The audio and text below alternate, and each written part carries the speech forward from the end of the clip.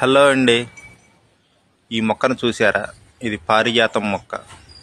శివునికి ఎంతో ఇష్టమైన మొక్క. ఈ పూలంటే శివునికి చాలా ఇష్టం అంట.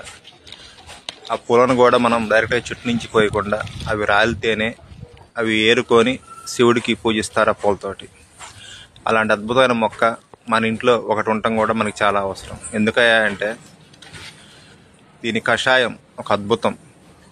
ఇప్పుడున్న క్లైమేట్కి ఈ వర్షాభావ పరిస్థితులు, వర్షం ఎక్కువ ఉండటం వల్ల దోమలు విపరీతంగా ఉండి ప్రతి ఒక్క ఊరిలో ప్రతి ఒక్క ఇంట్లో వైరల్ ఫీవర్స్, జలుబు, దగ్గు, జ్వరం తోటి అల్లాడిపోతున్నారు.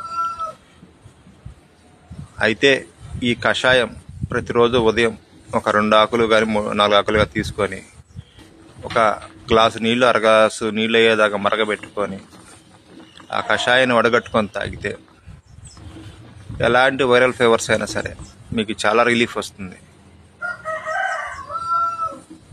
ఆ జ్వరం వచ్చిన వాళ్ళే కాకుండా రానివారు కూడా ప్రతిరోజు ఉదయం పూట ఒక వారం పాటు ఇది తాగితే మీకు వైరల్ ఫీవర్స్ నుంచి, నొప్పుల నుంచి మంచి రిలీఫ్ వస్తుంది ఫ్రెండ్స్. తప్పకుండా ఒక వారం రోజులు ట్రై చేసి చూడండి, మీకే ఒక అద్భుతంగా అనిపిస్తుంది. నేను ఈ కషాయం కోసం ఈ మొక్కను కొనుక్కొచ్చుకొనల్లా నా ఇంట్లో నాటుకొని నేను కషాయం తాగుతూ ఉంటాను. అంత అద్భుతమైన చెట్టు ఇది పారిజాతం. మా ఇంటి ముందు అరుగు.